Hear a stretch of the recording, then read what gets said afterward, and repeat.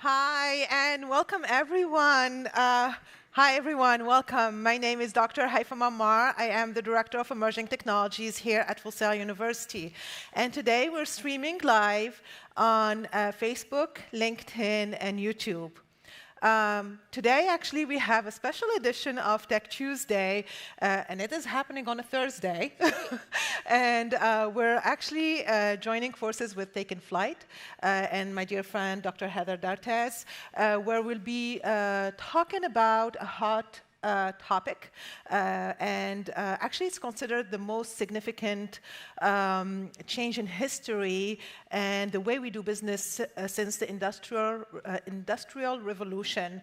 And I'm actually talking about the artificial intelligence revolution and the way artificial generative AI tools are like ChatGPT, DALL-E, Midjourney, and so on are driving innovation.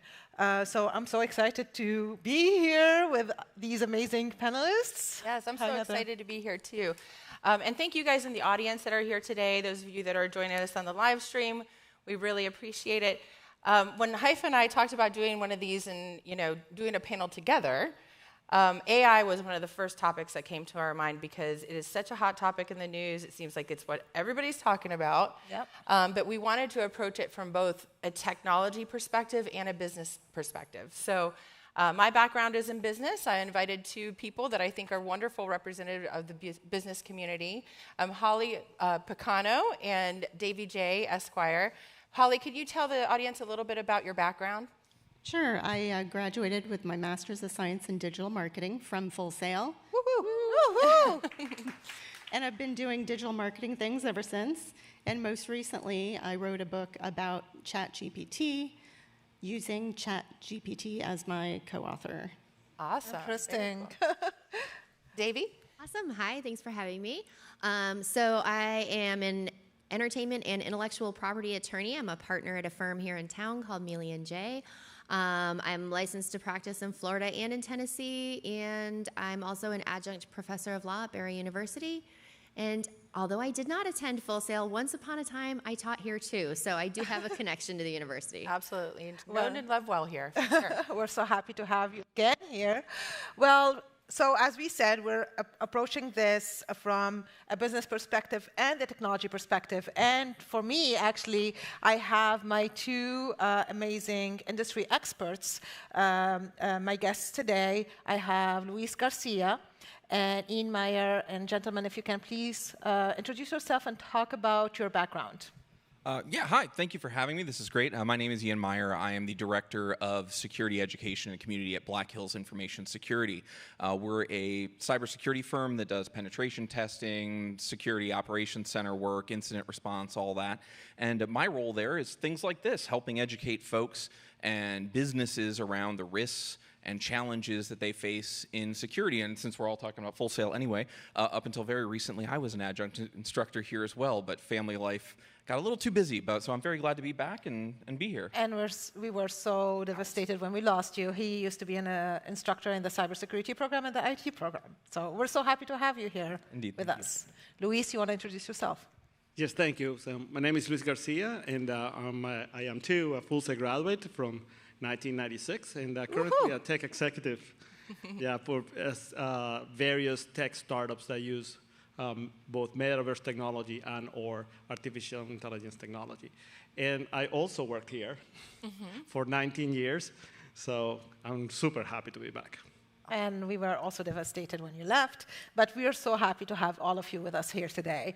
So today we'll be talking about generative AI tools and looking specifically at the technology, business, legal, and cybersecurity or security perspective. So we will have different questions about that. If you have questions, please leave them till the end. We will have a Q&A session at the end, and there is a mic in the middle, I think, that will be there. So you can just go to the mic whenever we open that session to answer your question, to ask your question. And then our whoever is listening remotely online, also you can go ahead and put your questions. There is a whole team that's collecting the questions, and we'll be getting those questions at the end as well.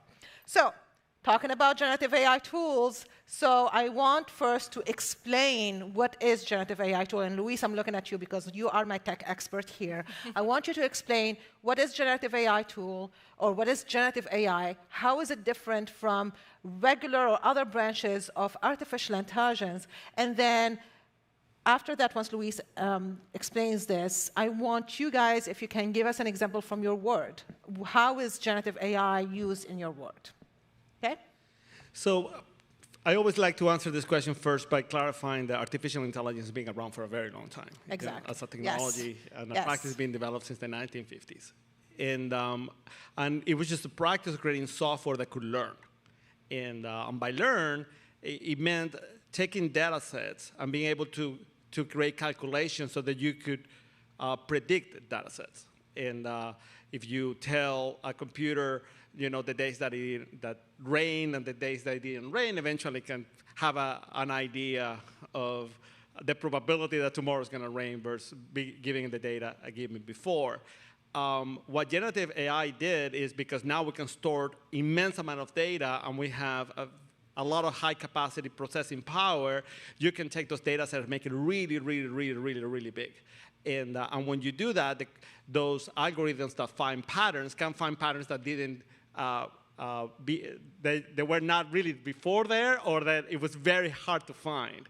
And combining all of those patterns, it then generate new patterns, sort of giving you this idea that's generating, and that's what it's called generative AI. So in the past, AI was more to predict the future.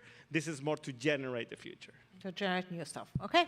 Any examples about generative AI? I use it in my day-to-day blog post, writing website content, Facebook ads, Instagram ads, Pinterest, and it saves me a lot of time. Other uses? I mean, from a cybersecurity perspective, there's tons of ways that not only large companies are looking at this generative AI technology. One of which that I think is really impressive is if you take a piece of malware, people have heard of ransomware, or just a virus in general, and you say, hey, this piece of malware can get past all of our defenses. Figure out a way to stop it. And it will go through and give you ideas to say, well, it looks like the malware does this, so you could try these things. Or even more so, it'll say, show me the next evolution of this malware and how it might behave. And then we can start building signatures and detections around that. So, that's one of the more technical ways, but then also from a kind of what we do from disinformation as well, we start to analyze how these things get generated to create disinformation. So there's goods and bads. I agree. Davey, do you have an example of how generative AI can be used? From a legal perspective. For good or for evil? Whatever you want. Just give me an example. Oh my gosh. So, my favorite example of the moment, and I may be jumping way far ahead, is that attorney who just got sanctioned. I actually wanted you to talk about that. Okay. Like I had that thing in Yeah, please share. So this attorney was filing a response to a motion in court and used ChatGPT to help author his brief that he filed with the court. And unfortunately for this attorney, one of the cases, or all the cases that he cited in this motion, didn't exist. The case name was correct, the citation was correct, all of the information related in his brief to those things and the quotes that were included were all entirely fabricated. And this attorney has since been sanctioned by the judge, and needless to say, his client probably paid for something he shouldn't have. So. Yeah. When we're talking about generative AI, you have always to verify whatever is given you. You're not supposed to take that as a reality or it's a truth, and you just go with it. Right. There is a lot of verification that needs to happen. No, and that's absolutely. a great example. And that was, it was a huge ethical violation to take this content and just take it on faith and just submit it to the court. And, exactly, without and verifying. Act as though that was good in any way, shape, or form. You can't do that. And you don't even have to be an attorney for that to be your guideline. You shouldn't be taking content from ChatGPT and being like, this seems legit. Because that's the point, is it's supposed to seem legit. Doesn't mean it is legit. Yes. It can't always be trusted. Only good is the data in, right? Exactly. Yeah. Exactly. So let's talk about the good stuff about generative AI first. And I know you're going to be stopping me all the way. And And I love having you here with us today because you're that constant reminder of the legal implication of generative AI. So generative AI tools we've been witnessing, growth and innovation. So actually last week, there is this article that was published by the Harvard University that says that actually one of the computer science courses that are offered at Harvard will be taught, the teacher is going to be a chatbot. Yes, so for me, this is impressive because because again, from like an engineering perspective, emerging technologies, having a chatbot teaching, I think we have to look at it from a different perspective. You're going to have that AI that will be giving you that one-on-one help, with like you student, like you're not going to be, you will have dedicated education there, which is impressive. It's something that we cannot do because of scalability and so on. So having a chatbot as an extra help doesn't necessarily be a teacher. It can be an extra help to the teacher to help as an extra resource. And then talking about that, about a month and a half ago, I did a presentation on how we can use AI and data science in education to improve the learning outcomes, the student learning outcomes. And there are so many different solutions on how we can use that. And I know, Luis, you're going to be sharing. It looks like you're working with a company that's already working on something similar. So I'm like very excited for you to share. But also, AI tools have been we see so many examples, and one of the examples that I want to show now, it's how to create visual content, especially using DALL-E. And I know that it's to use pictures that don't really exist. It's come up like put things together and bringing pictures that don't exist. So let's watch this video first. Have you ever seen a polar bear playing bass? Or a robot painted like a Picasso? Didn't think so. DALL-E 2 is a new AI system from OpenAI that can take simple text descriptions like a koala dunking a basketball and turn them into photorealistic images that have never existed before. DALL-E 2 can also realistically edit and retouch photos. Based on a simple natural language description, it can fill in or replace part of an image with AI-generated imagery that blends seamlessly with the original. It's called in-painting. So this is just an example of what DALL-E does, and there are so many different AI tools, generative AI tools that create content, whether it's for music, audio, text, visual content, whatever it is. So I'm looking at all of you, and I would love for you to provide an example on how we can use these generative AI tools in our real world, or in real world applications. Okay, I'll start. Sure. I use it every day with blog post, website content, and writing ads. And I used to, before using ChatGPT, it used to take me like 3.5 hours a day writing this content. And now it only takes me a half an hour a day. That's amazing. Yeah. Yeah. Obviously, there's a lot of time. One of the things that I've used is, some of you are probably familiar with the term phishing. Phishing, when someone's going through and sending you an email and they're trying to get you to do something that you maybe shouldn't do. I've used tools like this to generate completely fake company websites to give more legitimacy to the phishing email. Now, we do this ethically. We, in an organization. You're doing it to train. Correct. Your systems. Yeah. An organization says we'd like you to try and get past our security controls, whether they be human or technical, and going through and building a pedigree, if you will, or some sort of provenance around. Yeah, this fake email has a fake company website and a fake email server and a fake all that. Now it can be done in seconds. Mm-hmm. I can go through and create those tools and functions so that someone goes, oh, I guess this is a real company. Why would they have a website and documents and people? And it's all generated. Interesting. I have a lot to say later on about this specifically, but I'll keep it later. Luis, you want to talk about how you use generative AI? Yeah, so we have a few examples of the companies that I work with, and we just talked about the example of how it can give you wrong information. And the reasoning behind that problem is that the way I explained before, it takes data sets and then trying to infer an answer. So sometimes it cannot discern in that process of inferring what is true and what is not. And so it generates new information as it's trying to give you an answer to your question. And because all the data that has been used to train the large language model stays in a very large database. So in order to solve that problem, one of the companies we're working with is creating a private database so that you can train only with your own data. So that when it's trying to get an answer from you, it's only creating the answer from the data that you trained it with. So it's not going outside. It's not going to give you wrong answers.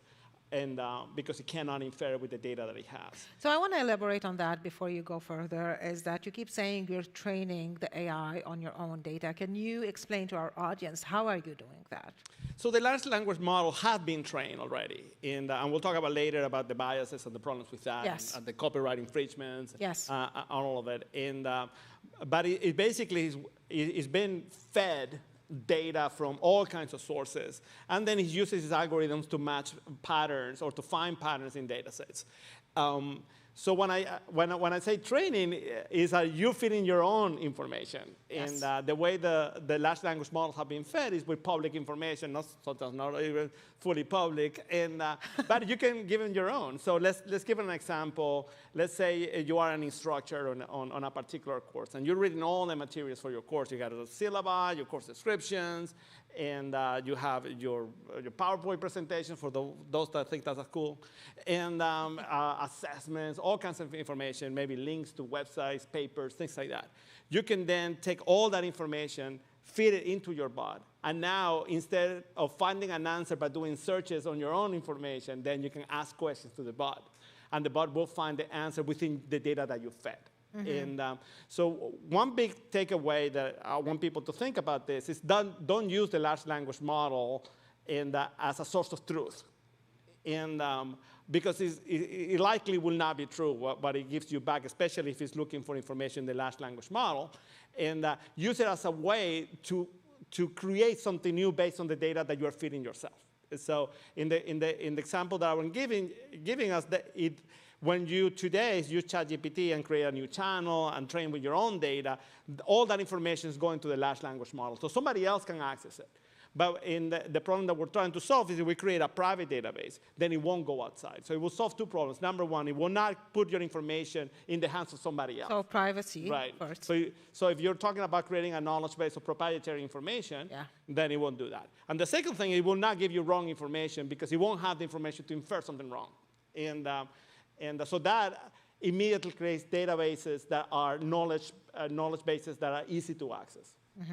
And then I know also that you discussed as well that as we were talking, is you use it as well for strategy as well, and like branding as you feed it the information of a company, for example, and then you create material or content specifically for that. Correct. And it's very similar to the work that Holly does. And when you are working with the branding, and that could be blog posts or the website or a press release or any kind of material for a particular brand, you can train the model in all of the brand, in all the articles that you have written, all the position statement, and then have it generate new ones. Mm-hmm. And so it's work that I do very, very often, and to help create content for customers. But it can also be an agent a co-pilot for things you've never done. Yeah. And I use it very often for finding frameworks for a strategy. So I need to create a branding campaign for a new technology that's going to be sold specifically to B2B companies that are in this space. And so in this case, I'm not talking about copy. I'm talking about what is a framework that I could use. What are the components of the things that I have to research in order to do this? So I'll ask the language model, give him all the input I just gave you, right? All that different information that it uses as a training, and then start giving you answers, like your table of contents. It's like, okay, a good strategy for a company like that should have these components. Mm-hmm. and then I'll start working on the particular components. And that will work. It will take me hours to go just in Google to find frameworks that somebody else used. Yeah. Maybe they published it, maybe they didn't. That this is a way to go through it. So as Holly it's not said, it proprietary saved her framework. so much time. As Holly said, it saved her so much time. So instead of, yeah. Incredible Okay. time. Yeah. I think one of the things that I'd be remiss if I didn't come in and say about that statement, because Louis is absolutely correct on keeping data internal. Most companies have what you, and the way you hear it talked about is everyone's sort of the dark web, right? And that's, the internet that you go to get all kinds of things you shouldn't or don't need. But then there's also a concept of the deep web. And what the deep web is it sounds pretty mysterious, but it really isn't. What it is it's all that data in corporations that isn't surfaceable to the internet. So all these companies have what's called unstructured data, emails, memos, PDFs, all this stuff lying around, that this is an excellent way that you can use these tools. But there's two concepts I'd like you to think about as you leave this room and you think about these tools. It's data at rest and data in motion. We solve the data at rest problem because your data is controlled. You have it. It's yours. It's in your environment. You know it's there. But what about in motion? The way these tools work currently is it takes huge GPU farms to go through and do the types of processing that's there. Now, gaming companies and things like that, that's what they do all day long. Mom and pop businesses, you say you got to go spend $30,000 on a bunch of RTX 4090s or whatever they are now. Somebody in the back's like, RTX 4090 isn't even a thing. I'm down. No, I don't know. But you can't get them to go do that. So they see the benefit of going to these cloud providers and these SaaS providers, and that's where we start to get muddy. So, Okay. yeah. Holly? So I'm a visual artist outside of Full Sail. I have my own watercolor and acrylic business. I've been painting for years, and I've taken a bit of a hiatus. And this whole AI movement started happening. I was like, I wonder if I could find some inspiration through AI. So I'd love our production team to show this next video. This is of Starry AI. I actually use this, and it shows how you go through the prompts. And I'm not sure all of you guys know how AI operates in a generative form, but when you see the video here, it'll show you kind of the process that they go through. Let's watch the video. For this example, I'm going to use dinosaur in the city. Once you have your prompt, right beneath that, you're going to find the little tiny bubble called Add Styles with a paint set. When you click on that, you're going to get some style choices for your artwork. For my art today, I'm going to choose storybook illustration and watercolor. Once you have your style, scroll back up to the top, and in the right corner, click that X. Now you're going to scroll past initial image all the way to variations with that square and the 4 dots. Variations is the number of art pieces you're going to get. I'm going to stick with 4, so I have some choices. After that, you're going to scroll down to advanced settings. You'll see advanced settings is on right here with that green bubble. You're going to first select your canvas size. You'll only have one option for the free version, which is portrait mode, and it already selected it for me. After that, I'm going to go to runtime. Runtime is how much time AI will spend creating your art. The higher iterations you choose, the better your artwork will be, so I'm going to select 150 iterations. Once I've selected that, all I have to do is hit the big green create button at the bottom, and voila! I now just have to wait for my artwork to be made into my creations. So it's really impressive to see the output. I mean, they're basically pulling together hundreds of images on the web, right, and combining them all into one image. Now, I wasn't planning on using any of them for an illustrated book or for content that I was claiming for my own. I was using it as inspiration. But Davey, I know we're going to talk in a little bit here about some of the risks involved with just kind of. Am I salivating? No, I know you're ready to jump all over it. Yeah. I know you're ready. But one of the things that we've heard from our program advisory committee members is that it's not necessarily bad to use AI in business, right? But it's knowing how to get the right information back. So knowing how to write an effective prompt, knowing how to do all of that, and then also giving credit where credit is due. So, Davey, I'm going to circle back to you in a moment on some of the legal implications involved. But it can also be a really helpful tool from a business perspective because it also helps with consumer engagement. It helps, like, for example, you gave many examples of how it's helped improve your life from a digital marketing standpoint. Holly, can you comment at all about consumer engagement and how companies can kind of take a back seat to also create a more engaging experience for customers? Well, I think we see that a lot with the chatbots, right? We talked about that. Yeah. Also, like I said, I use it in content. Whatever I write in the ads, I use ChatGPT.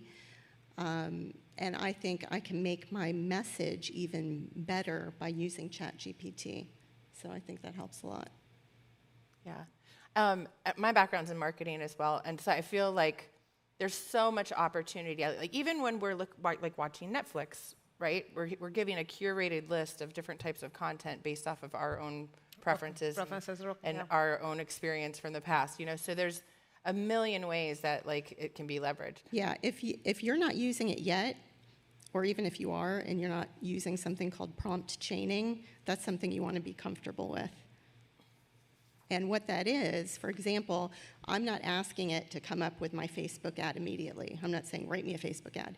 What I'm doing is I'm saying, ChatGPT, write a product description on my vanilla candle in a black vessel, and it helps me with that first. Then I tell it who my target market is. Then I say, help me write my Facebook ad. Yeah, this is pretty interesting. I know, Haifa, you had a really great example about how it's used in the music industry and also in fashion. So I'd love for you to talk through the next video. Yes, actually, the next video, I was actually trying to, as we're preparing for this episode, I was really impressed. There's so much that we don't know. There are so many tools that exist out there. We know, many of them, but again, there are so many that we don't know of.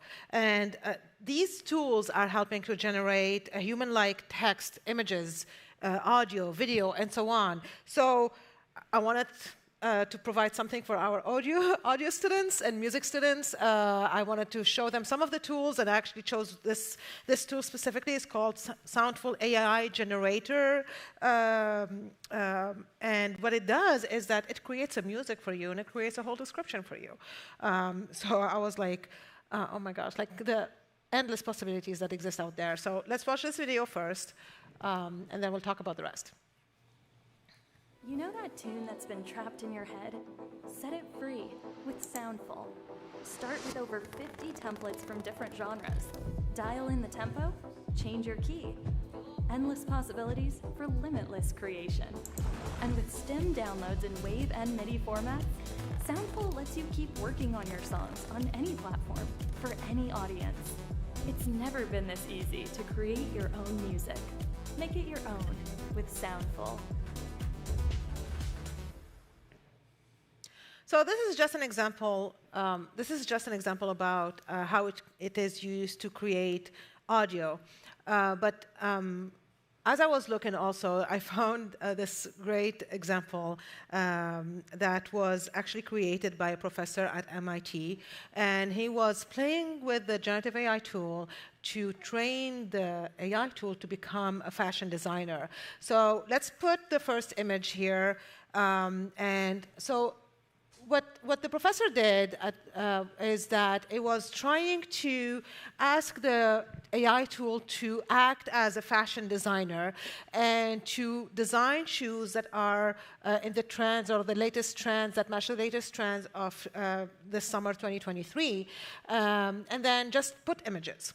So the AI tool generated these 4 images. So it did some kind of research, and then based on the research, it came up as the trend shoe is a bold ballerina flat with embellishments and micro heels. And then it generated 4 pictures. Then the next prompt that the professor at MIT did is that, okay, now you have these 4 images. I want you to critique these images. And tell me which one you think is best to use for the fashion design article, or for the article that they're trying to publish. So again, the AI tool took the 4 images and started critiquing each image, the four in the top. And then what he did is that it came up with, I'm not going to read all of it, but it said that the fourth image is the best of all. It really has that different styles that are matching the trend and so on. It has like a nice balance of color, shine, and detail and so on. But it has that gold and silver that are matching, but maybe there is a way how we can revise this design or this image to make it even more appealing to users. So then it went ahead and generated 4 different new images that are a gold ballerina flat with small heel and intricate silver embellishment. So now we have these new 4 images. A new prompt was given by the professor, next image please, is that, okay, now you have these 4. I want you now to go back and critique them again and look at which one I need to use in the article. So again, the AI tool went ahead and started critiquing all of them and found that actually now it's looking at it from a different perspective. What is, from a user experience perspective, what is appealing? How is the user dealing with these things? And the first image was the most appealing, that like it's beautiful, the background is nice, it puts that shoe out and in perspective. So it was that then it was chosen as the first image is the one to go with. Let's put the next slide, please. And then what happened is now the AI tool not only created this new design, but also it went ahead and created a description of this shoe.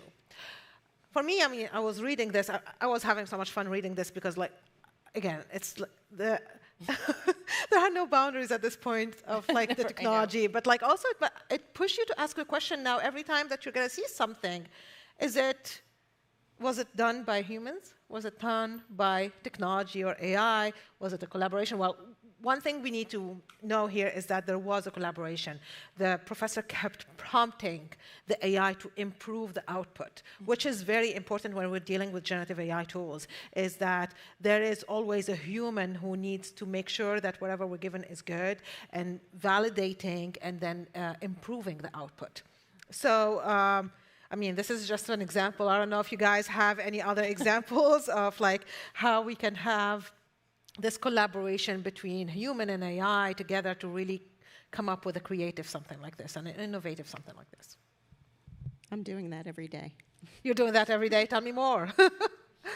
Just like I was saying with the Facebook ads or Google ads, I use that because before this, part of the struggle when you're writing, I'm sure everybody agrees, is just getting started.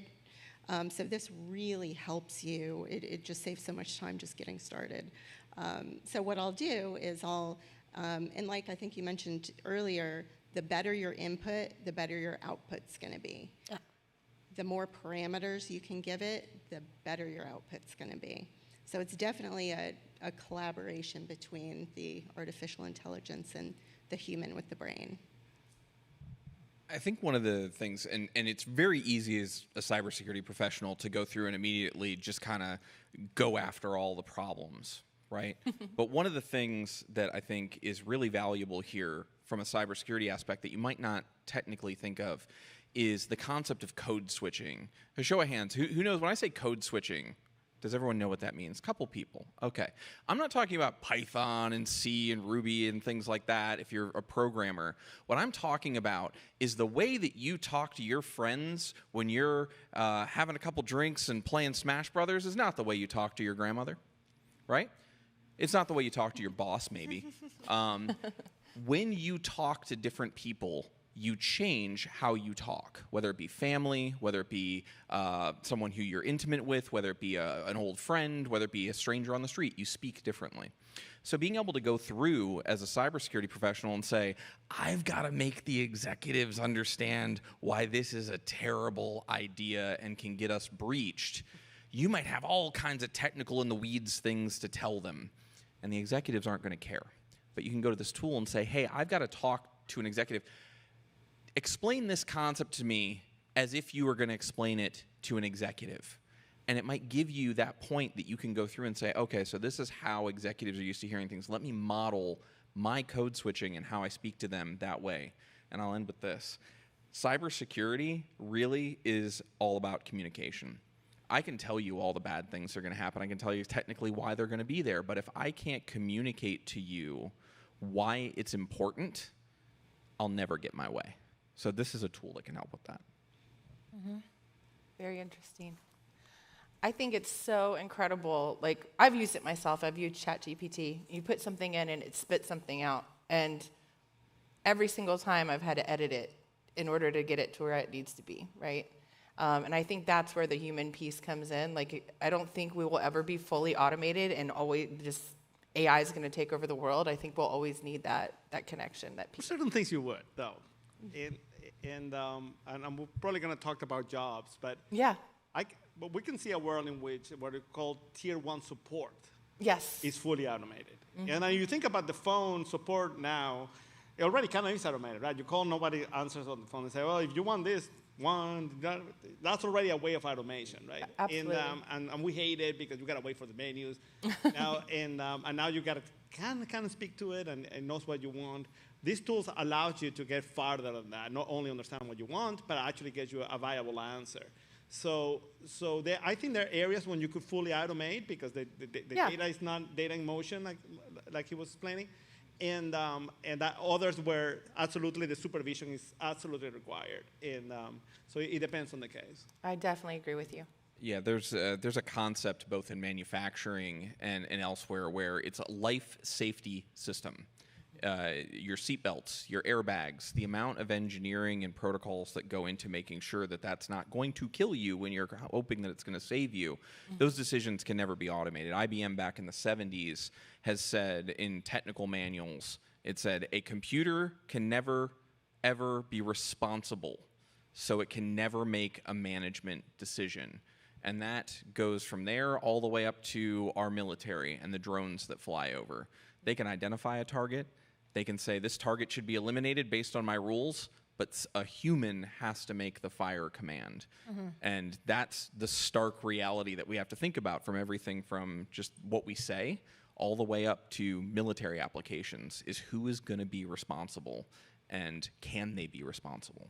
Yeah, and thank God for that. My goodness. So let's talk a little bit about how some of the industries that are affected by AI.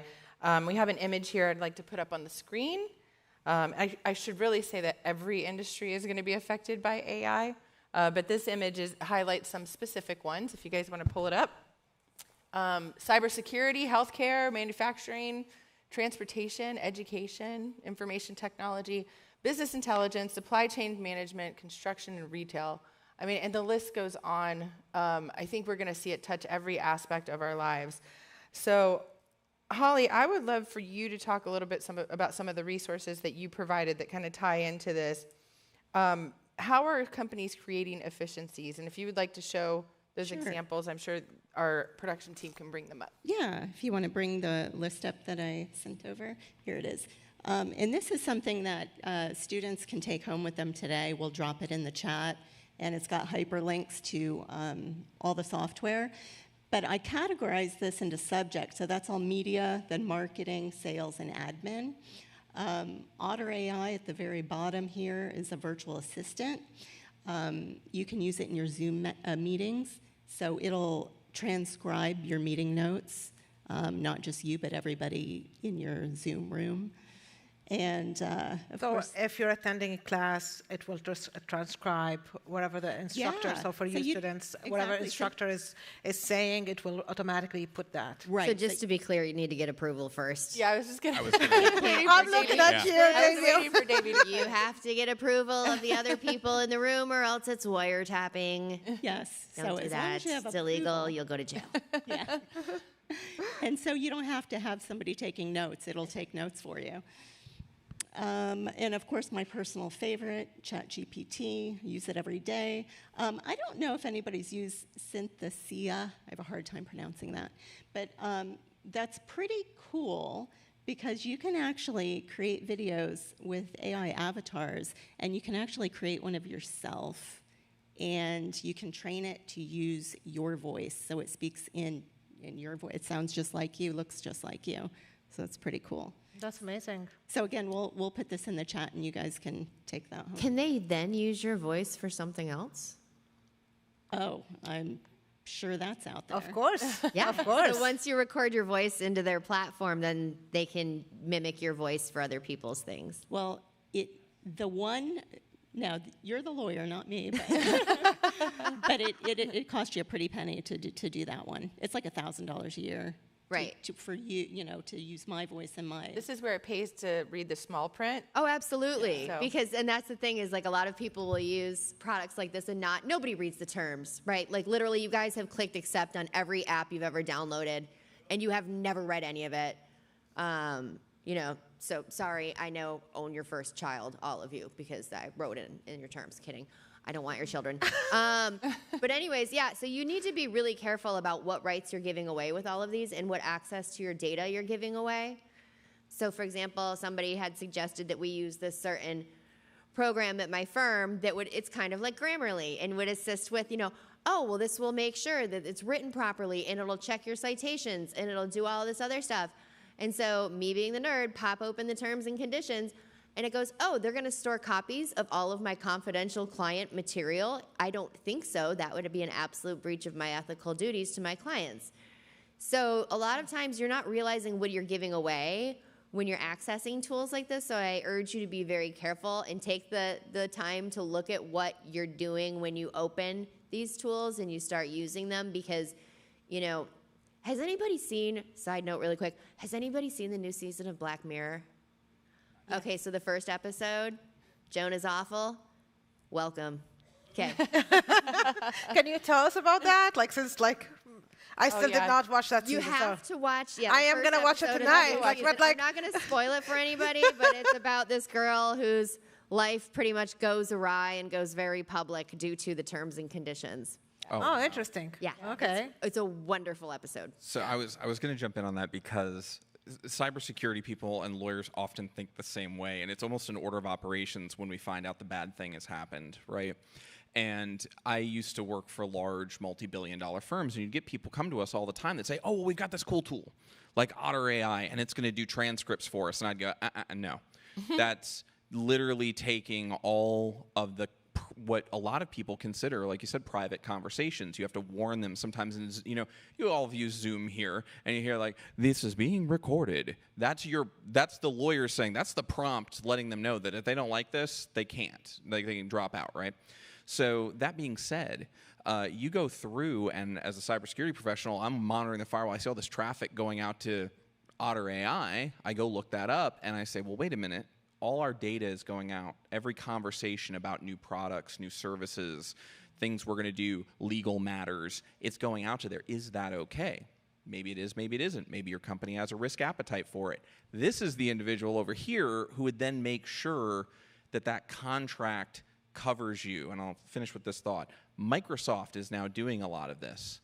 The chances that an organization you would be at has really great terms and understanding of the data that they have with Microsoft versus a couple of tech bros in San Francisco that strung some Amazon servers together, you probably don't have contractual terms with them, and that's going to be a real problem. Yeah, and speaking of that, like one of the things, like when you're like freelancing and you're creating content for somebody, if they make you sign an NDA or a confidentiality provision, you're absolutely going to be violating it by using stuff like this. So you've got to be really careful about making sure that the tools that you use are not inadvertently disclosing information that you have a legal obligation to keep confidential. And yes, by the way, I'm doom, he's gloom. Thanks for coming. So actually, this happened also last week, is that Adobe, for example, they released this article last week talking about how they have confidence in their library, and they're saying that anyone that can use their Adobe Stock AI, they will take care of any legal fees. So right now, many people are using DALL-E, and they're using Midjourney to create art and so on. And of course, as we know, as you said, that they don't own that art, and then they're going to end up having all these legal issues because of that, and IP and so on. But then with Adobe, what's happening is that they're saying that they will pay for everything because that is as for the people. So it's just a different way. Again, it goes back to read the prints and then understand, like select which platform to use and which generative AI tool to use. Yeah. I mean, for Adobe, that's going to bring lots of business. Yeah, that's a huge deal for Yeah, that's an interesting concept around the idea of responsibility, because there's an old business phrase where it used to be nobody gets fired for buying IBM, and then it became nobody gets fired for buying Microsoft, with the idea that you go use some small company at a big business and something goes horribly wrong and costs you a lot of money. They go, well, why did you use Steve's House of Spatulas when you could have used somebody else? And you don't have a good reason. Steve's House of Spatulas couldn't do what you needed to do, but Microsoft could have, and they're a well-established player.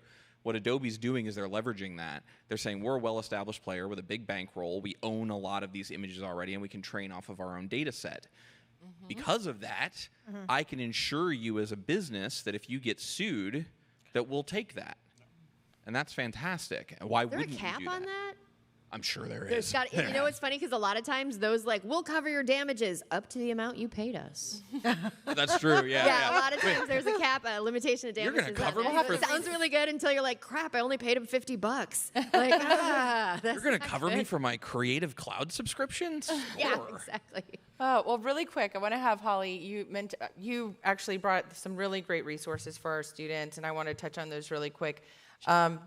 Basically, this breaks down how you're saving time by using AI. Can we put the image, please? Yes. If you guys could put the next image up with time and resource efficiency, that would be really great. Yep. So you can measure this by time and cost efficiency. For example, before I started using ChatGPT to assist me in my writing, I was spending 3.5 hours a day, which is 15 hours, over 15 hours a week. And this is how this is how I measure it. So if I put a cost to my hourly wage and I just put $30 an hour up here, and how many hours that saves me, this is the formula you can use to see how you have saved time. And then if you go to the next slide,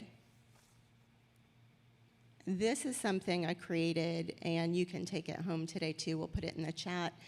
But you can actually use this for yourself and say, okay, I write content every day. This is how long it takes me. But now that I'm using ChatGPT, it only takes me this long. And you can actually measure your savings there. So for me, I'm saving 15 hours a week, about 720 hours a year. Interesting. That's like a long vacation. It's a really long vacation. All this time you're getting back. So I know you had some questions about cybersecurity. Okay, yeah, sure. Actually, I wanted to talk, since we're talking about generative AI tools and how they're demonstrating remarkable capabilities in generating realistic data sets and content. And of course, it can be used in so many different fields, but I want to focus specifically about cybersecurity in this perspective, because what's happening is that we can use generative AI tools to train the solutions on possible threats, possible breaches, and then and how to make sure, as you said earlier, how your controls and systems are solid enough. You know, but then at the same time, when you think about this, also it goes back to the same way you're using that AI tool to train your system. It can also be used in the opposite way to create, it's in a malicious use of the AI tool. So the first question for me is how or what are the risks and challenges that are associated with malicious use of AI, of generative AI tools? I mean, we could go in probably 100 different directions with this. I'll choose to go in two. We'll cover two. One I kind of covered at the top, right, where we can go through and use generative AI, and I know a number of companies that are doing that. I was just out at RSA in San Francisco, which is one of the largest cybersecurity conventions in the world, and every single vendor at every single booth was integrating in ChatGPT or something like it. Most of the way they were using it was kind of what I was talking about, code switching. They were saying, these things are really hard to understand, so we're going to have ChatGPT summarize it for you, whether it be defensive rules, whether it be offensive capabilities, whatever it may be. And so what they were trying to do is use this to help the layperson, the executive, someone who's not technical but needs to understand their defensive posture against cyber criminals.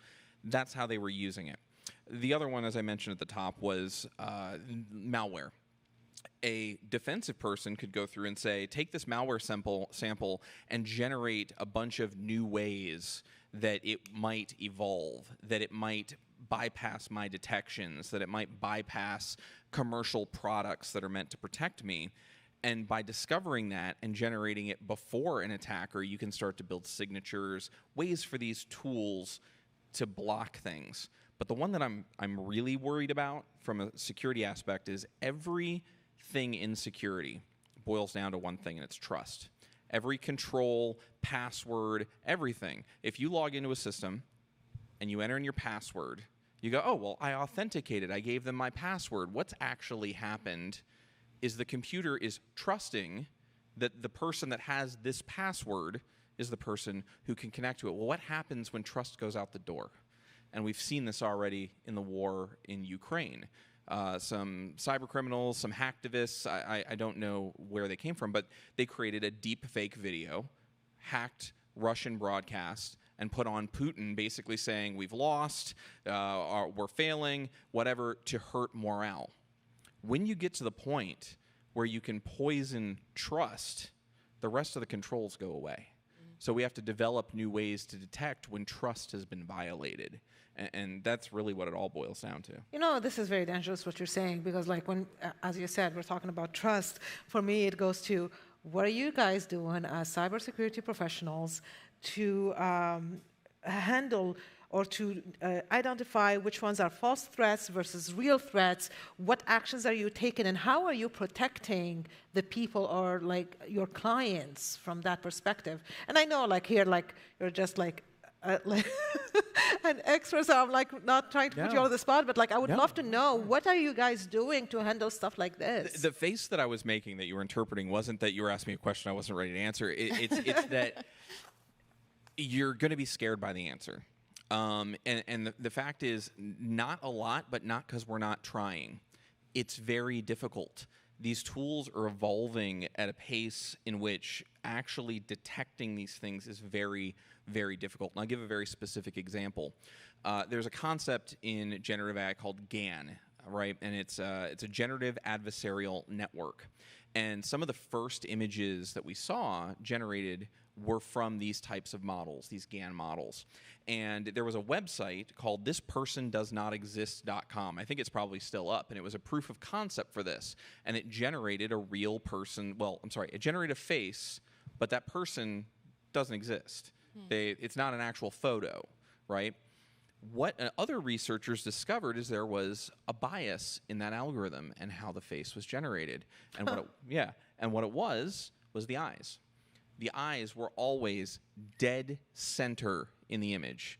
And you could, with a high rate of accuracy, predict when something was GAN generated based off of just that one attribute. So to really answer the question, not much yet because it's evolving incredibly quickly, but also a lot in that we're dedicating a lot of resources to trying to figure out how to prove what is real and what isn't. Okay, so let's talk about the benefits of utilizing generative AI in threat intelligence then. I mean, those are it cannot be understated. I think that's probably the area where it has the most value. So threat intelligence data is often referred to as either, if you've come out of the military, threat intelligence makes a lot of sense to you. In public sector, it'd be commercial or CTI, threat intelligence. And basically, it's the concept of what are the threat actors, the people trying to hurt you or your organization doing, and how do they do it? Like, criminals have motives and they have tactics, and what we call them as tactics, techniques, and procedures, TTPs. Yes. You can go through and predict what someone's about to do based on what they've done in the past. People are lazy for the most part. If it works, they keep doing it.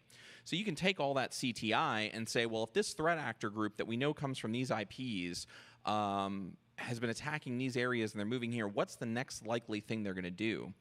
And AI can take huge amounts of data, massive amounts, well beyond anything that you or I or a team of people could sit in a room and understand, and distill insights out of it. and go, well, we think this threat actor group is going to pivot to this because they've attacked, these 400 areas, and they've started using this type of malware. Well, now you go forward and you say, well, let's start looking for that stuff before they start using it. So the opportunities there are immense. Wow. Well, I'm going to ask our team back there to skip this image and go on to the next one, and then I have a question for Davey.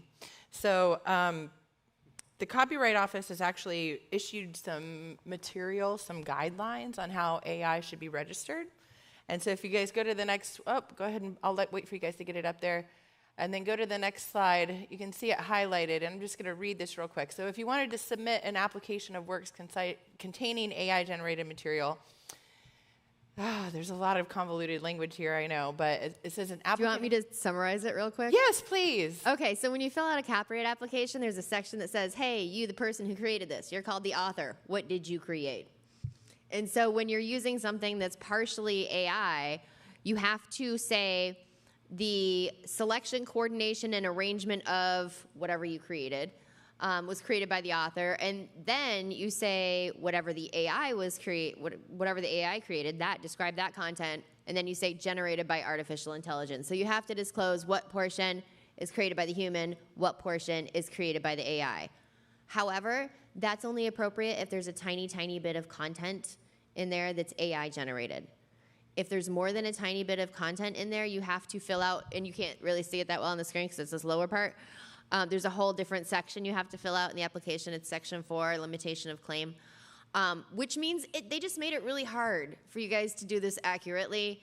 And if your copyright application is not accurate, it's a nullity. It doesn't exist from a legal perspective, and so you get none of the benefits that go along with the registration.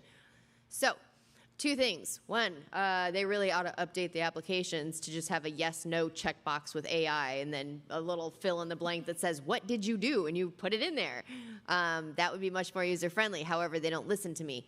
That being said, I now at this point, actually for the first time in the 17 years of practicing this area of law, now feel that I have to urge people to consult with an attorney before they fill out a copyright application if you have AI-generated content included in your work. Because, the repercussions if your copyright application isn't filled out properly are that you could lose your ability to collect statutory damages, you could lose your ability to collect your attorney's fees and court costs if there's an infringement, so it'd be a massive bummer. So, better safe than sorry as far as that goes. I got it. Okay, so as we're talking about the copyright and trademark and so on, I want to also focus on the ethical considerations as well when we're developing or deploying generative AI models. Sometimes, as we said, we're training that generative AI tool, and whatever we feed it, that's what's going to produce to you. But then sometimes we're not really taking into account some diversity. And many of our models are probably biased to a certain way. So, Davey, I'm looking at you. I'm looking at all of you actually, because like all of you here can have a different answer. But for me, is how can we ensure that there is a responsible innovation and that we're addressing ethical concerns related to bias, privacy, and the societal impact of generative AI? So there's massive privacy concerns with AI, as I was talking about before, where a lot of times you give, inadvertently people are giving consent to access to all of their content. So that's number one. It's going through and scraping your information out of everything once you give it that permission. Even further than that, though, is the problem right now is that in training these tools, what they did was scrape all the information you put online anyways. They've actually scraped social media sites, they've scraped blog posts, they've scraped company websites. So there's content all over the internet, presumably some of it authored by you, which they have taken and they're using. And so that's why there's now currently a class action lawsuit for privacy violations against these companies, because they have taken people's information that was not intended for that use. And even worse, many websites will have in their terms, it says, that it's prohibited to use bots or scrapers or anything like that to harvest information for their sites, yet they did it anyways in creating these generative AI tools. And so in doing that, that's also breach of contract. I'm waiting for that lawsuit to come next any day now. But right now, so there are class action privacy suits. So we'll see where it goes with that. Because, as far as that goes, the genie's out of the bottle. You can't get your privacy back after they've taken your information. You know what I mean? So right now, the only thing we can do is limit how it's used. Luis, how can we address the bias and lack of diversity in our models? So yeah, I mean, the data for training has to come from somewhere, right? And if you want large amounts of data, so there are only so many places you can go get them. But barring that side, which is, Davey's completely right, and we haven't figured out, or they haven't figured out exactly the legal side of it. The biases are real, depending on the data set that you use for the training. Yes. So in general, we all have biases. All humans have biases. So when we are training the AI model, we're going to inadvertently use our biases in the training data. So having known that, then you have to take measures to try to eliminate that bias. So an example I like to refer to, there was an experiment years ago where they were trying to train they were training the AI in trying to recognize a man from a woman in pictures, right?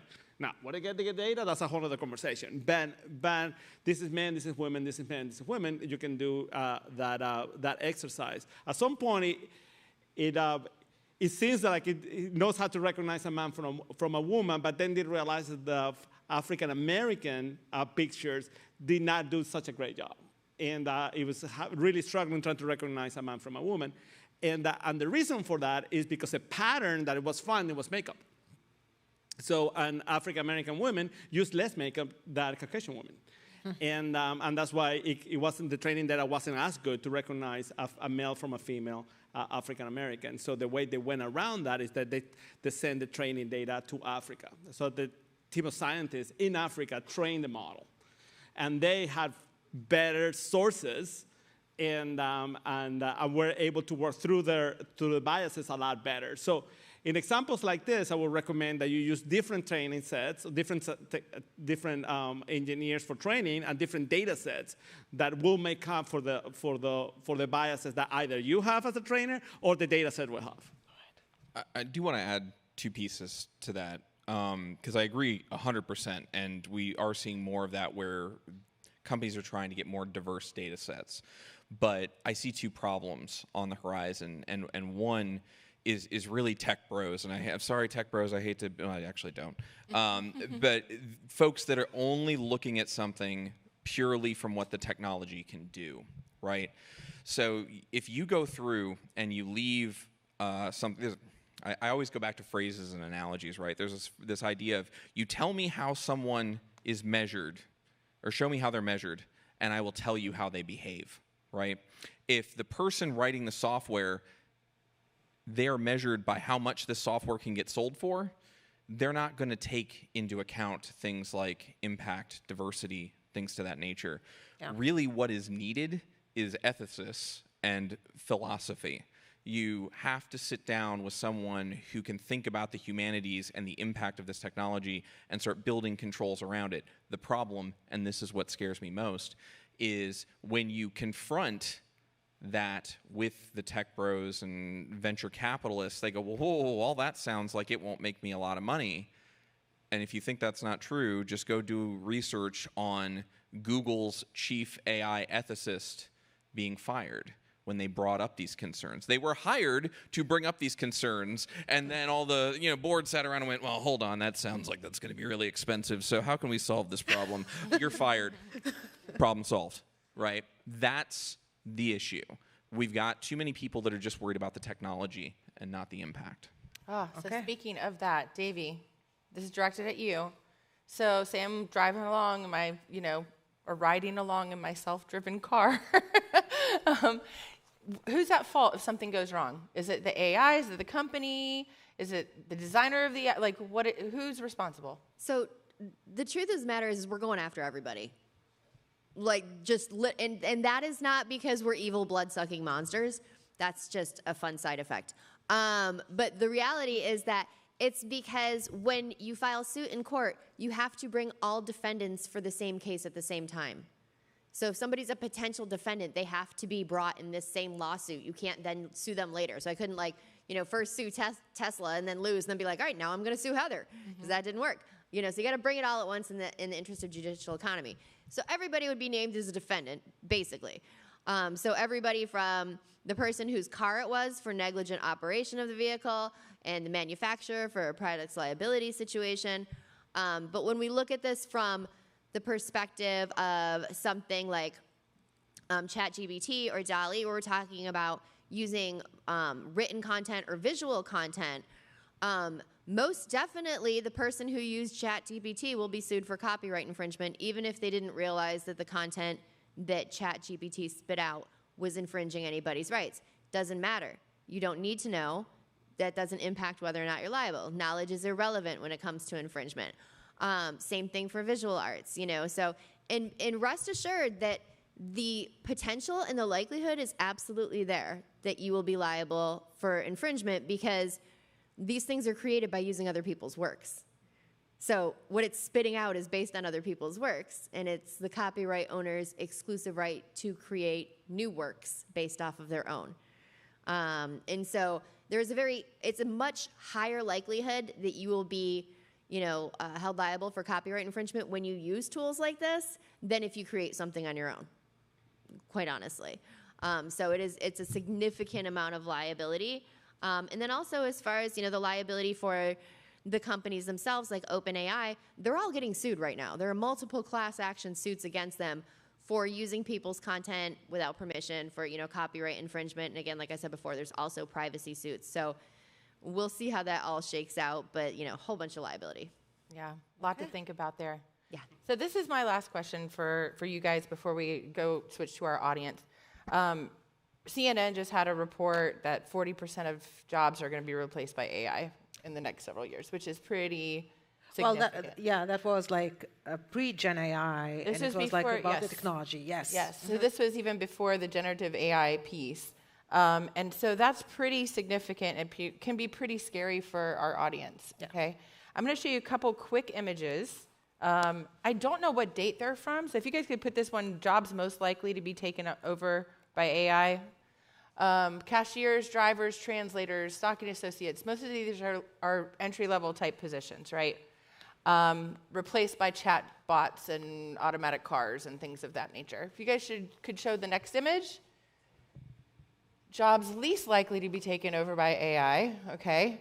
But I think some of the examples we gave in this presentation, I don't know, it's a little scary, right? Like maybe artists and musicians are at risk, right? It's going to be interesting to see what the future holds. I know it's a scary time for a lot of us, but I do think if you are pursuing a degree in an area that requires some intelligence and strategic thinking, the likelihood of you being replaced by a chatbot or, something of that nature is not as much to be afraid of. So, and then if you go to our next image here. So for this next image, we're talking from the engineering perspective. And as you see, these are job profiles in AI, and we see different titles here from engineers, robotic scientists, ML engineer, product manager, AI research scientist, and so on. So I have two questions here. First is for you, Ian, is that cybersecurity professionals are in high demand right now.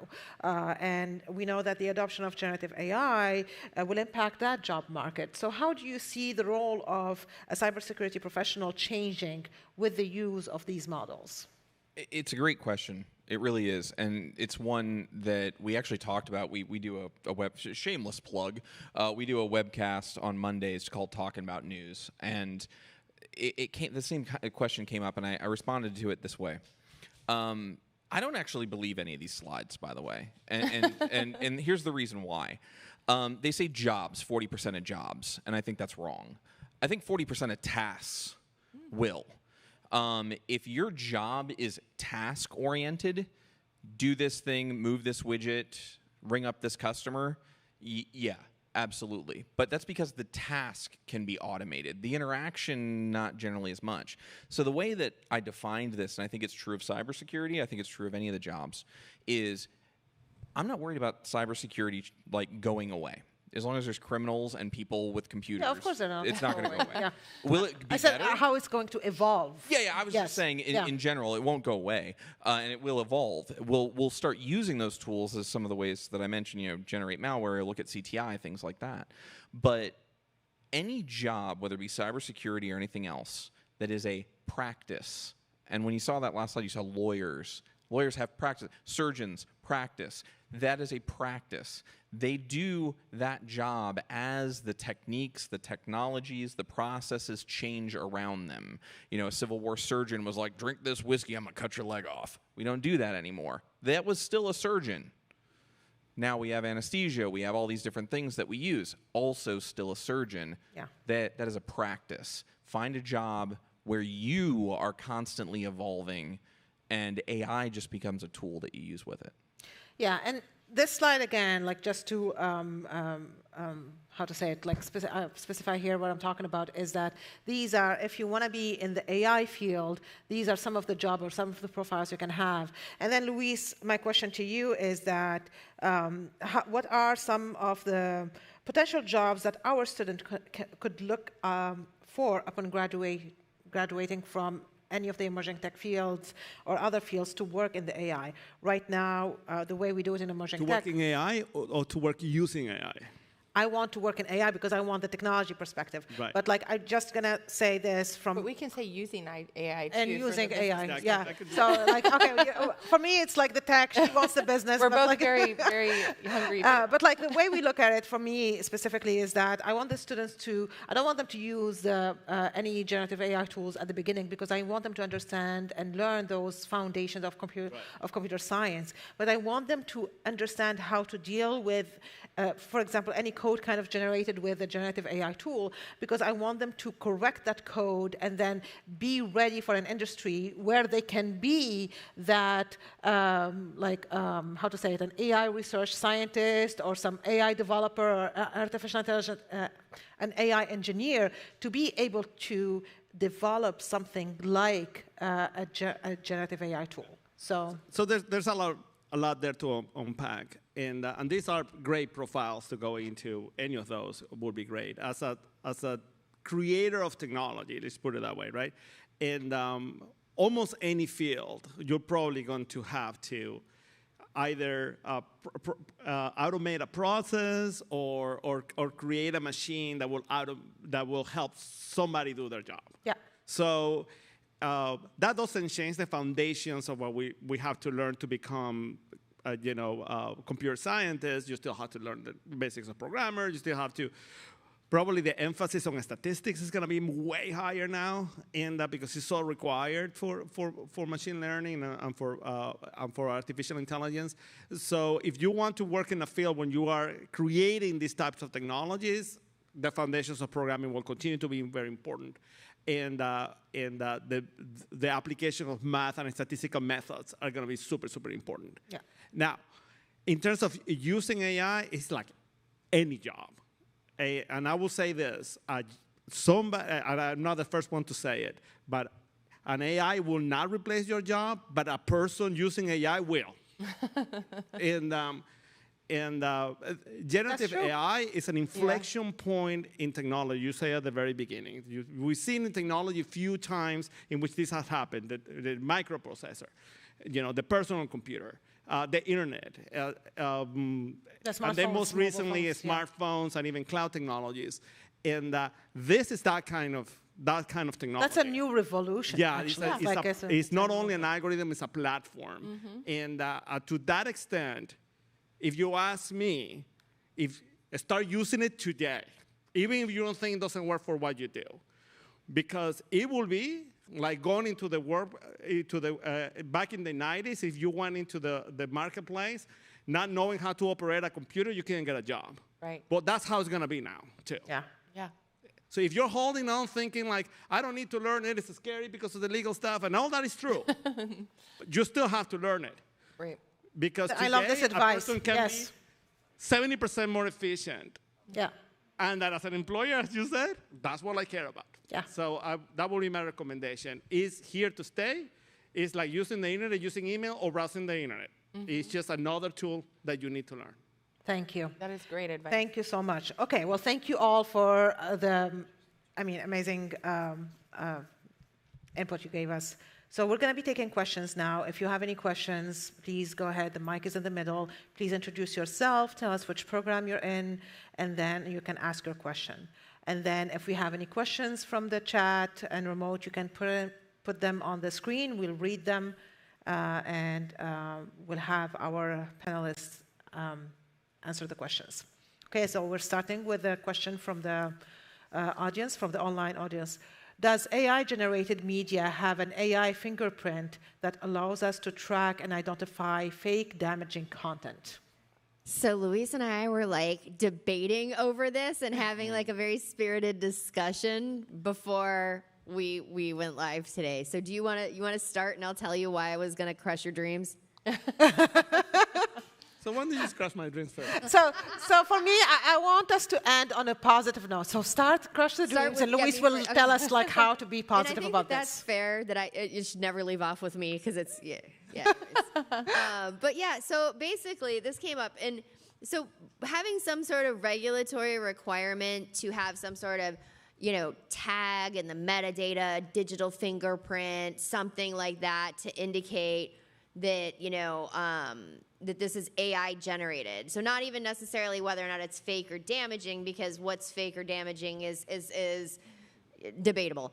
So even just to identify like AI content, Luis is bringing that up, and I'm like, well, to play devil's advocate, because that's part of my job description, that is arguably, the defense to that in first place, because you better believe all of these companies would come out with lawyers and say like, you can't make us do that, and they would scream up and down about their free speech rights, because when the government forces you to state something, when it forces you to disclose something, it's forcing you to speak. And so that implicates your free speech rights, because then at that point you no longer have control over the message that you have to convey. So whether or not that regulation would survive such a challenge is going to be entirely dependent upon how that regulation is drafted and how it's applied. So I couldn't say in the abstract, but I will certainly make for some interesting cases. So I'm getting the popcorn for that. I'm gonna say I told you so in a few years. I'm gonna walk the middle actually, because we were talking about this earlier, and there's actually something in this question I want to focus on, and it's the word fingerprint. So from a security perspective, when we talk about things like fingerprints and watermarks, they are two different things. Yeah. Right? So a fingerprint, we all have fingerprints, right? That's where the term comes from. It's a unique identifier, right? But a watermark is something that we might add after the fact to prove something. And I agree wholeheartedly on the legal cases around you can't be forced to make speech. There's a whole concept called a warrant canary, that you can't say that we got a warrant to give your data. So what a lot of companies do is they put up a statement that says we don't have any warrants. And if that statement goes away, you know that the government has asked for their data, and it's just this weird kind of going around. So fingerprint, yes, absolutely, that exists. We talked about that with the GAN-generated images. There are certain fingerprints and artifacts that are left behind that a professional can look at forensically and be, yeah, we're pretty sure this was generated by some sort of tool that does AI. When it comes to a watermark, this is where I said I kind of go in a different direction. I think there will become a need for organizations not to be regulated to do that, but where they will want to do it. And I'm not a huge blockchain advocate or anything like that, but I think this is a great use case for that, where you could go through, take a video file from the president, and the president, White House, press corps, whatever, goes through and they create a cryptographic hash from the data in the file, which I know I'm getting very technical, but that cryptographic hash then gets stored in a blockchain that's managed by an authoritative source. And you can go back and say, that video has this hash file and it's managed by this on the blockchain, so we know that video has been unaltered. There could be a desire to do it, but regulating doing that, I would agree, is going to be a very uphill battle. Yeah, I will tell you so too. Yeah, and I think I'm agreeing with you. I think I'm agreeing with you. There have been lots of industries that have decided to self-regulate. Like the video game industry, for example, self-regulates its ratings. Same thing with the film industry. That's all self-regulations. That's not, government mandate as far as like a PG rating or whatever. That's a film industry creation. And I love your ideas going forward with this. I mean, even though, again, I'm not like a big blockchain person myself either. But that being said, like, would that unto itself be sufficient to operate as an indication to the average person as to the authenticity of the video? Right. If not, then is it even worthwhile? Because by the time everybody's seen it and you get somebody like you to look at it and be like, no, that was fake. We're all like, we are so far gone on to the next shiny thing. That's the Mark Twain quote about a lie makes it around the world before you can put your pants on. But news organizations could. Right. They could go through before they rebroadcast it using their clout and authority. They could very quickly be trained to be like, hey, that is a legitimate video. We should leave it to the technology industry to self-regulate. It has such a good track record. Oh, yeah, absolutely. We're going to take the next question. I see a student. Yes, please, come here. I would love for you to introduce yourself, tell us which program you're in, and then ask your question, please. Yes, of course. Hello, everyone. My name is David Granados from the Entertainment Business Master degree. I work in the music file, so my question is related with music. I agree that artists and musicians are the professions less likely to be replaced by AI. However, I am sure that in 1 or 2 years, everyone will be able to make a collaboration or a featuring with a favorite artist generated their voice by AI. So do you think that in the future, the singers should have rights over the voice print and there will be royalties for AI works? And how should the music industry be prepared for that? Great question. That's a fantastic question. It really is. So they already do have rights over their voice. There have been several lawsuits regarding performers whose voices were used or mimicked without their consent. So there have been a couple of sound-alike cases where it wasn't actually their voice, but their voice was used. Bette Midler filed suit against Ford Motors. Tom Waits filed suit against Frito-Lay. Both of them used sound-alikes to, misrepresent that performer was actually the one singing. And they were both successful in their lawsuits. So there already is, it's generally attached to an individual's right of publicity, which is a state law right. Certainly there could be issues right off the bat if you're using AI to, dupe a performer's voice and add them as a feature on your song. That being said, there's some artists who are very open to it. So like Grimes, for example, which I think this is hilarious. Grimes, Elon's on again, off again. Yep. So she actually was like, I'm all about, breaking down and destroying copyright, and you guys can use my stuff, and you can, use AI to mimic my voice as long as I get some of the royalties. Which the hilarious part of that statement is, if you are all about destroying copyright, where do you think royalties are coming from?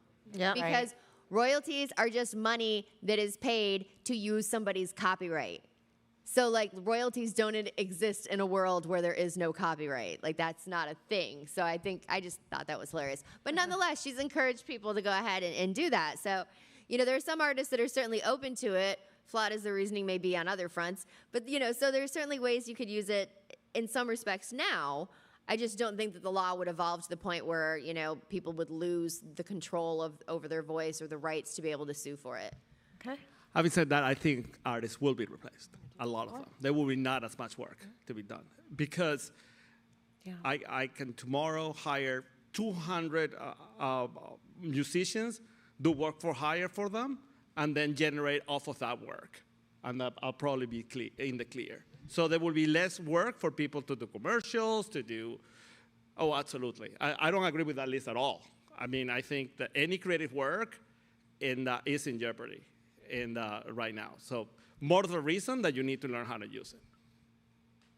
Let's do the next question. Yeah, so one more question, 2 more questions? 2 more questions? 2 more Do questions. we have any more questions here in the audience? Okay. Yeah, over there. 4 more questions. Here you go. We're going to take 2 from the audience and 2 from the online audience. Awesome. Go ahead. Go ahead with So our next one is from online, and then we'll have yours, okay? So this is from our online audience. I've never used an AI tool, but I'm excited to learn. Knowing what you know now, where should I start? Well, I wonder what they want to do, what job they're going after. Because I would say any AI tool out there, I mean, I love ChatGPT, But it is very fun, and I think it's not frustrating, and some of the other ones out there could be. So I think that would be a good place to start. I love what you said at the beginning, is that what is it exactly that you're in? Are you in art? Are you in whatever field you're in, strategy, business, and so on? What is it exactly that you're trying to do? And that will determine which AI tool to use. The one that I would recommend, since they haven't said kind of what they're trying to do, whether it be write copy or make video or music or whatnot. But I think if we just look at the crux of the question, which is they've never learned it, but they're excited to learn. So I'm like, all right, they want easy and they want magical. Fine. Midjourney. Midjourney is a Discord server that has been specifically configured that you join it through Discord. Discord, by the way, created by a student from Full Sail. But Discord, Yes, everyone's one of the familiar alums with here. it in that you probably use it for gaming already. So you join the server, and it's a very familiar user interface, which is why I think if you want to be excited about AI and you want to try it and you've never done it, if you already know how to use Discord, you're 50% of the way there, right? And you go into the Discord chat rooms, and it gives you a little tutorial, and you say, and I think the command is /imagine, and then you just tell it what you want it to make, and a couple seconds later, a couple photos appear. And if this is new to you and you want that aha moment of what is possible and also making it easy, Midjourney. Start with Midjourney. My far less fun suggestion is start by reading the terms and conditions so you know what rights you're giving up and which ones you have. Baby, oh my gosh, you're the strangle. She's doing her job. Yes, she is. I am. Please come in. Hi guys, my name is Bryson Whitler. I'm part of the Entertainment Business Masters program. Specifically, I want to get into music, but it seems like all these AI tools are great for the general public, but as like a young entrepreneur, there's a lot of liability that goes into using those tools. Right. So I guess as a business owner, how do you recommend using these tools? Is this software as a service? Is it creating your own AI? I mean, I would say first, just as a practical business advice, talk to your insurance agent. Make sure that you get additional policies for errors and omissions and advertising injury, because those will cover copyright infringement, trademark infringement, defamation, right of publicity violations, right of privacy violations. So all of those things, those will assist with that. It's good to have regardless, even if you're not using AI. But I hate paying for insurance, but I'm a big fan of having it. Because you never know, right? So that would be like just my advice straight off the bat. From the technology point of view, I recommend that you write in some of the already existing platforms. I mean, ChatGPT, for instance, is a fantastic platform to write from. And it has API access, and it has a weird pricing model that we can talk about offline. But the work of creating a large language model, or this is billions of dollars. So you don't want to embark into that. But there's a million applications that you can do with it. And right now, 2 of my clients are using it. And by the time we're probably a year from now, probably all 4 of them are going to be using it. And because you can use it as a platform to build on top for specific use cases. So as an entrepreneur, it's super exciting to look into that. Now, look at the legal side, look at the technical side, but that will be my recommendation. You can start with very little money, and with AWS and an API access to some of these engines, and just think of a very specific application, and then go for it. Very specific, yes. The specificity is going to be important because it's relatively easy to build on top of them, which means a lot of people are going to be doing it. And so just think of a use case that you can do really, really well and go after that one use case. UX is probably going to be one of the most differentiating factors on it. Right now, a lot is just typing, but you saw that tool that you could see in the background. What it's really doing is creating a prompt for the machine, right? But it's creating the prompt by having little buttons and making it easy, things like that. So really focus on the UX, on the use case of what is the problem, a specific problem that you're solving, and use the current infrastructure. You can probably do very well. And I think what Luis was saying earlier too is like he uses it for ideas. He uses it for inspiration.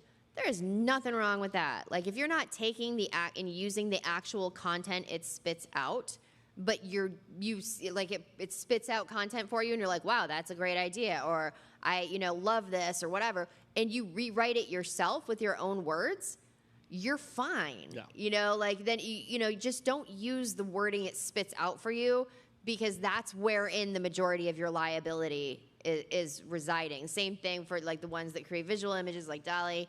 You know what I mean? Like using what that spits out, potential problem there. But saying like this inspires me, like Heather was talking about either. I was she's looking for inspiration. Then great, inspiration is fine. I'd like to add 2 pieces for you to maybe help with that journey that you're about to go on. Because, again, I agree with both these folks, absolutely. But if you were going to go through and read the terms and conditions on that, I'll boil it down to 2 questions that I think you want to ask either of your provider or make sure is answered in those terms. 1, where did they source those samples and music from? And do they have the rights to transfer to you to use it? And then the second is, who maintains liability if somehow one of those pieces of music, samples, beats, whatever you're using, slips through, and suddenly someone's saying, no, that's mine, and they never had the ability to do it? Are they going to indemnify you against that? Meaning they're going to take responsibility. They're going to do it much like what you brought up with Adobe, but in images. So if they can answer those 2 questions in the contract to your satisfaction, I would say and they you're usually probably good. won't. Yeah, well, yeah, right. But, Yeah. but those are the things you need answered, right? Yeah. Yeah, you'll probably get a chatbot response that's like, I'm sorry, Dave, I cannot understand the question you're asking. No, chatbot AIs are not going to be like that. Okay, I'm going to take one last question from our online audience. How are job prospects evolving for people with generative AI experience? Will ability to use worded prompts be a requirement in careers? Can I answer this? Yes, I'm looking at you because we talked about this. I have strong feelings about it because I have seen so many like the jobs of the future. Even if you ask ChatGPT about jobs of the future, it will tell you prompt engineer, and I think that's BS. It's like 20 years ago, a job will be how to write an email. I don't think that's a requirement. It's just a thing that you have to have. I think that you have to learn, and that's it. Well, it's like in the beginning of the dawn of the internet, right? There was all these different Boolean indicators in order to get what you wanted out of a search, and I feel like all that will probably go away at It's some like point. putting in the job description ability to read. Right. Well, for a lot of jobs, you're going to have to be able to read. I think mostly for any job, you're going to have the ability to do prompt engineering. I don't even think we're going to call it like. I don't even think it's going to be a thing. Yeah, I mean, you could even wrap that up as, would the job say ability to use Google? Because that's really what a prompt is. You're asking a computer a question. Yeah, so I agree. They're going to expect that you can sit down and ask a computer a question, whether that be Google or ChatGPT or whatever. Well, thank you, guys. Thank you, Davey. Thank you, Louise. Thank you, Holly. Thank you, Ian. I mean, this has been amazing. I'm so appreciative. Heather and I are so appreciative for all your expertise, different expertise, and everything that you shared with us today. I hope that you guys enjoyed it here at the Fortress, and all of our audience online. I hope you enjoyed today's episode. Well, stay tuned for our next month's episode. Heather and I are doing another duo. Another tag team. So. Yes. But yes, thank you guys so much for taking time out of your day. I hope you learned a little bit, and we appreciate you guys being here. If you have more questions, put your questions in the chat, and we'll be able to answer these questions and share them with our experts. We'll have answers for you. But thank you so much, and have a great day.